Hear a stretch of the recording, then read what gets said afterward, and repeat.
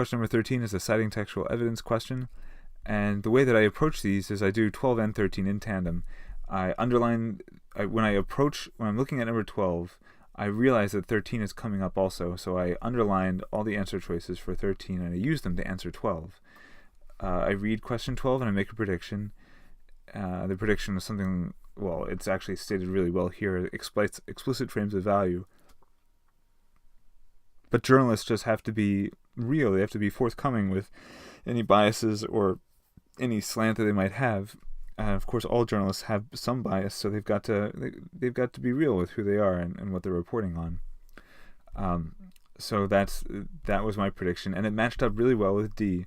I eliminated this here because it's a trap for 12C. Really, personal and private is irrelevant to this, and just because it has the words personal and private here, I mean, you talk about private and public knowledge. Okay, so public and private would be a trap for here, just because you see public and private in this answer choice and in these sets of lines doesn't mean that it's actually the answer, because that's not what they're saying.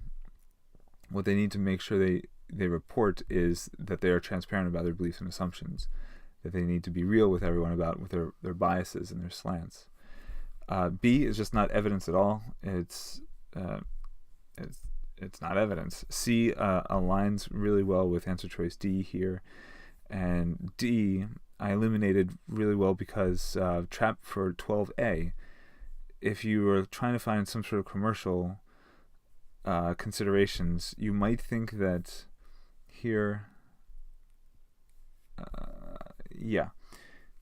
So popularity. This is talking about the popularity of a reading list. So editors are increasingly casting a glance at the most read lists on their own and other websites.